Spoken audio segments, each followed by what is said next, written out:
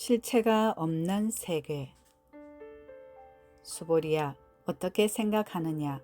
열애가 설한 바 법이 있겠느냐? 수보리가 부처님께 말씀드렸다. 세존이시여, 열애께서는 설하신 바가 없습니다. 수보리야, 어떻게 생각하느냐? 삼천대천세계에 있는 가는 먼지를 많다 하겠느냐? 수보리가 말씀드렸다. 몹시 많습니다. 세존이시여. 수보리야, 이 모든 가는 먼지는 열애가 가는 먼지 아님을 말함이니 그 이름이 가는 먼지이며 열애가 설한 세계도 세계가 아니라 이름이 세계이니라.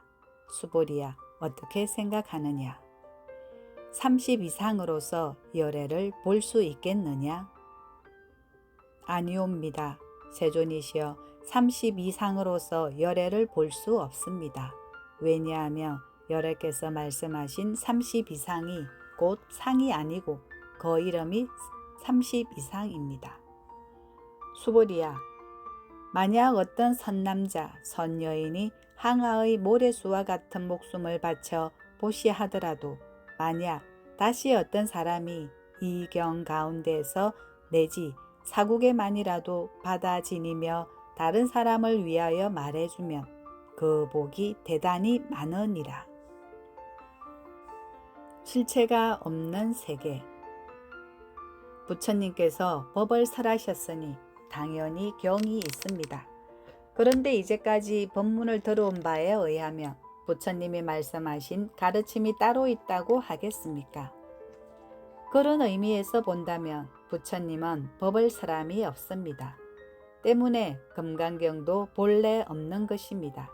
하지만 본래 없는 금강경이 우리의 지혜를 밝게 해주고 있으니 이게 무슨 소식입니까? 이것은 지혜를 밝게 해주는 작용이 있을 뿐 금강경이란 실체가 따로 있는 게 아니라는 것입니다. 삼천대천세계가 있다고 할 적에 우리는 그 세계를 내 밖에 있는 객관세계라고 생각합니다. 나라는 주관이 있고 내가 사는 삼천대천세계가 있다면 삼천대천세계는 나에 대해 객관이 됩니다. 이렇게 주관과 대립되어 있는 객관으로서 삼천대천세계가 있다면 우리는 둘 중에 하나의 생각을 일으킵니다. 내 밖에 있는 삼천대천세계가 내 마음에 들지 않거나 혹은 내 마음에 든다고 말입니다. 내가 사는 환경, 즉 가정이나 국가나 세계가 내 밖에 따로 있는 세계라면 사랑하는 마음이나 미워하는 마음을 갖습니다.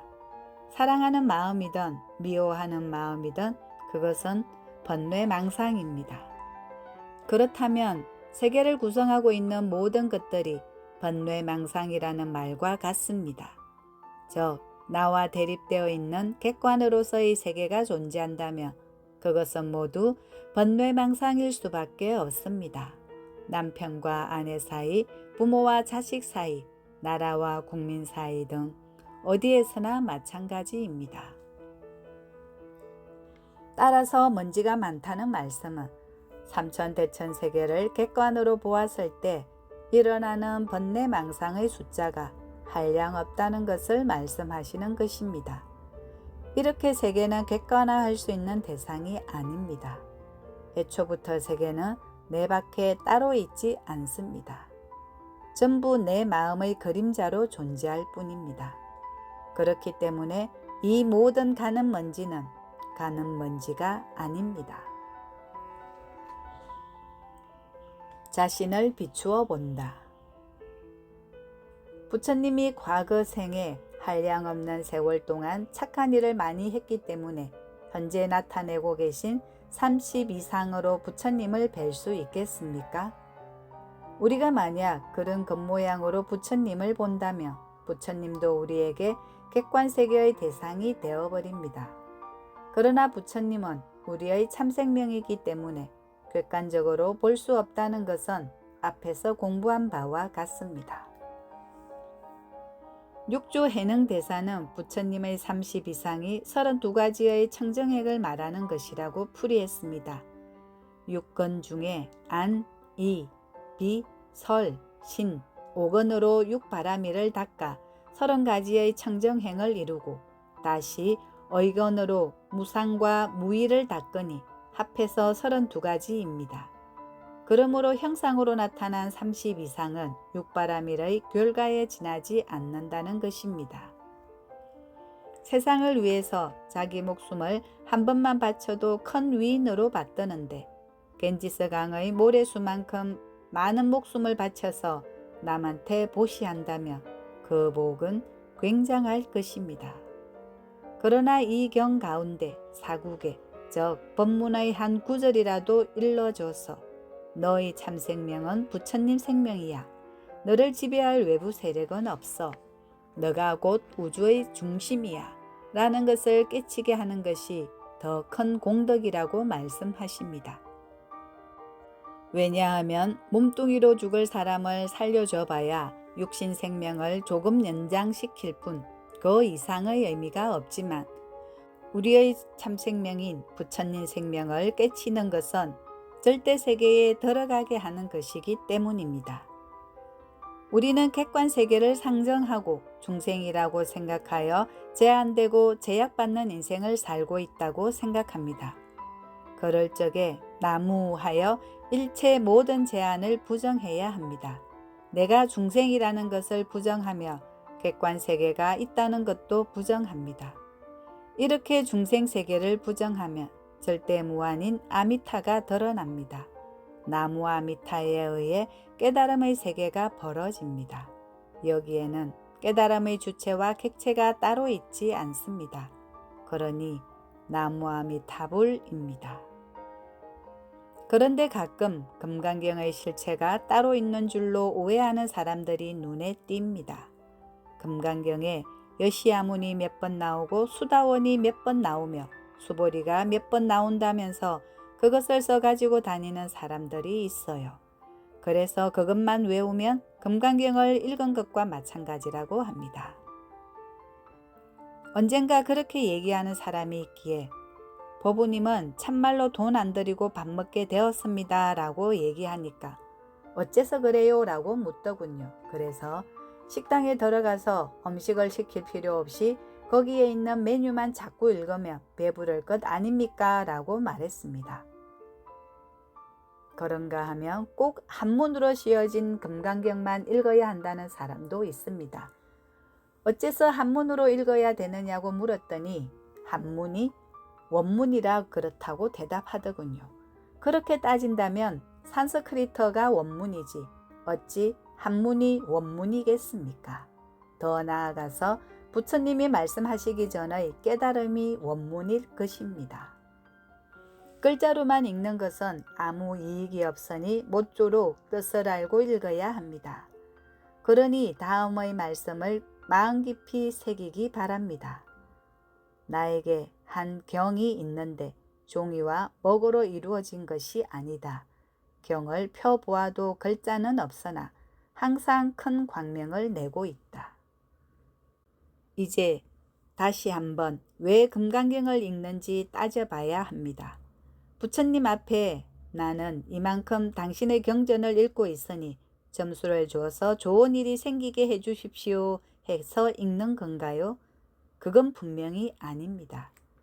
조선 광해군 때의 인호대사는 수행자에게 10가지의 이익이 없는 것을 경계한 신무익송을 지어 나를 앞세우는 수행자를 꾸짖었습니다. 그 중에서 자신의 마음에 비춰보지 않는다면 경을 보아도 아무런 이익이 없으리라는 것이 제일 첫 번째입니다. 맞지요. 경은 부처님께서 내 마음 고치라고 설하신 법문인데 내 마음에 비춰보지 않으면 이익이 없을 것은 당연하지요. 여시야문 일시불 제사위국이라고 하면 무슨 소린지 알아들어요? 모르지만 부처님 말씀이니까 그냥 들어야 한다고요? 자기의 마음에 비춰보지 않는다면 부처님 법문을 듣는 것이 아닙니다. 입장을 바꾼다. 상은 앞에서 언급한 바와 같이 상대적인 관념, 즉 나와 남이 대립되어 있다는 생각입니다. 나와 너가 따로따로 남편과 아내가 따로따로, 부처님과 나도 따로따로, 이것이 상입니다. 부처님은 거룩하신 어른이고 나는 복이 없는 사람이다. 그러니 부처님한테 복 좀 받아야겠다고 생각하는 것도 상입니다. 부처님과 내가 따로따로인 세계에 부처님은 계시지 않습니다. 어찌 부처님이 내 밖에 따로 계시겠습니까? 상대적인 관념을 다 내버리는 것이 정멸입니다. 정멸은 열반의 세계, 깨달음의 세계, 부처님의 세계입니다.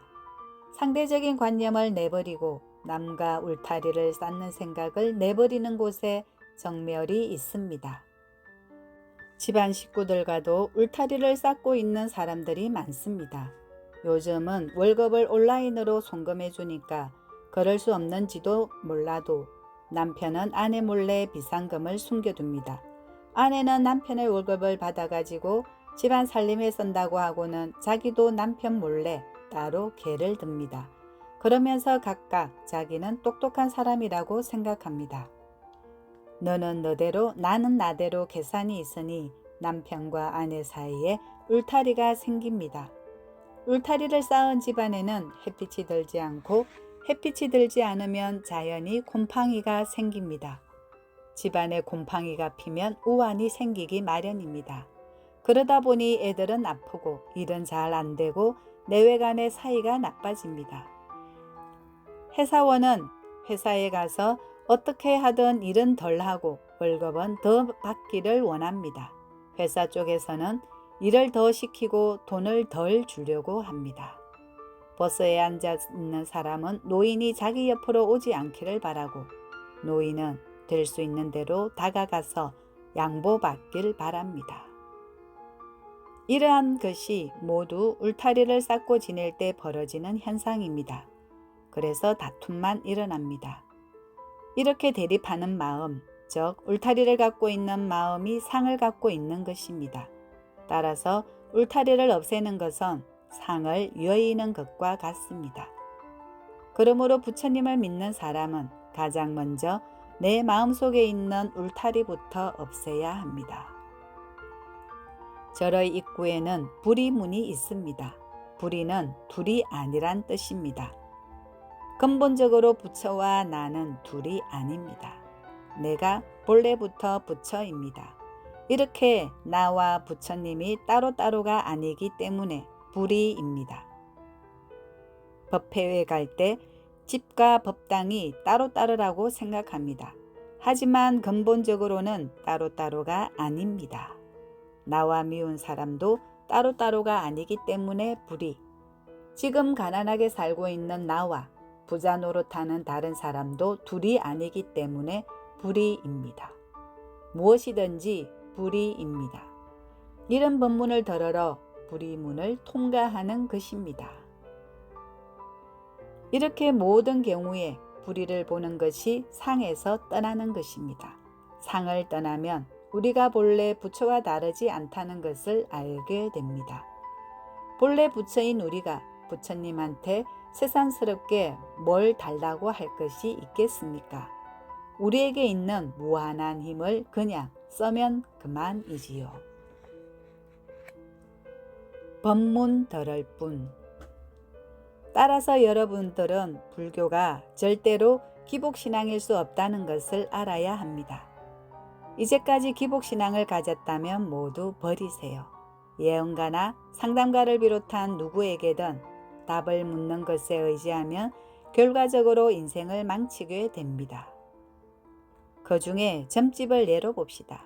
가서 물어보는 것은 두 가지 중 하나입니다. 좋다는 것과 나쁘다는 것입니다.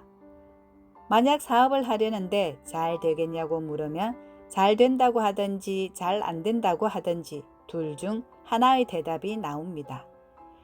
잘 된다고 하면 어차피 잘 될 거니까 최선을 다하지 않습니다. 최선을 다해도 될까 말까인데 최선을 다하지 않았으니 안 될 수밖에 없습니다. 또 안 된다는 얘기를 들으면 마음에 안 된다는 신념이 들어서 더욱 안 됩니다. 더구나 나쁜 일에 대한 이유를 붙입니다. 조상의 맷자리가 안 좋아서 이사를 잘못 가서 등등. 그래서 간단치 않은 벌금을 물도록 공갈 협박당하기 일쑤입니다. 그러한 벌금이 계속되면 사업에 전념하지 못하기 때문에 결국은 망합니다. 망하고 나면 점쟁이는 자기가 하라는 대로 안 하거나 정성이 부족해서 망한 것이라고 합니다. 정성이 얼마나 많아야 될지 모르지만 정성이 부족하다고 하면 그만이지요. 이렇게 점에 매달리거나 기복신앙에 매달리는 행위는 결코 좋은 결과를 얻을 수 없습니다. 그러니 그런 사람들에게 물어보는 사람이 바보입니다. 거울 속에서 눈을 기는 그림자를 웃게 만들려면 내가 먼저 웃는 것입니다. 거울 속의 그림자가 주먹을 들고 있다면 그 주먹을 내리게 하는 방법은 내 주먹을 내리는 것입니다. 내 주먹은 그냥 들고 있으면서 저 주먹 좀 내리게 해달라고 부적을 붙였더니 내 주먹은 가만히 있는데 거울 속에 있는 그림자 주먹이 쑥 내려가더라는 말이 있을 수 있겠습니까? 절대로 있을 수 없습니다. 왜 생사해탈 얘기만 하고 부자 되는 얘기는 안 해주지 하면서 불평하는 사람들이 가끔 있어요. 그러나 지금까지 공부한 것을 잘 생각해보면 부자 되는 비결이 따로 있지 않음을 알 수 있습니다. 본래 부자이므로 부자인 걸 드러내기만 하면 됩니다. 만약 지금 난 가난하니까 부자 되게 해주십시오 라고 한다면 그건 마음이 둘이라는 것을 고백하는 것입니다. 따라서 둘이 아니다라는 법문의 내용에 비춰볼 때 이런 기복신앙은 성립하지 않습니다. 상을 떠나는 것을 달리 말하자면 나의 참생명이 부처님 생명이라는 믿음에 들어가는 것입니다. 부처님 생명은 온 우주의 하나뿐이므로 참생명의 세계에는 내 밖에 남이 없고 어느 누구와도 대립이 없습니다.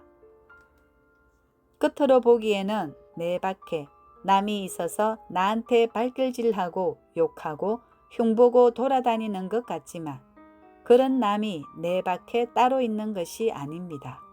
그것은 내 마음의 그림자가 나타난 것에 지나지 않습니다. 남편이든 자식이든 누구라도 나에게 잘못하는 남이 있다는 생각을 갖는 것이 상에 집착하는 것입니다. 내 밖에 남이 따로 있어서 나에게 잘 못하는 사람이 있는 것이 아니라는 것을 아는 것이 상을 떠나는 것입니다. 그러면 내 밖에 남편으로 보이고 아내로 보이고 자식으로 혹은 친구로 보이는 사람이 욕하고 발길질할 때는 어떻게 합니까? 그때 얼른 내 마음을 바꿔야 합니다. 어떻게 바꿉니까? 얼른 금강경 법문을 읽어서 듣는 것입니다. 경전을 읽는 것은 겉으로 보기에는 내가 읽는 것 같지만 그것은 내가 듣는 것입니다. 그리고 금강경을 한마디로 이르면 나무와 및 타불로 요약이 되니 자꾸 연불하여서 나의 참생명이 부처님 생명이라는 법문을 듣습니다. 마침내 이렇게 부처님이 나와 따로 계시지 않다는 것을 아는 것이 열반의 세계이며 성불의 세계인 것입니다. 오늘 낭독에서 여러분의 시선을 붙잡았던 단어가 문장이 무엇인지 궁금합니다. 댓글에서 공유해 볼까요?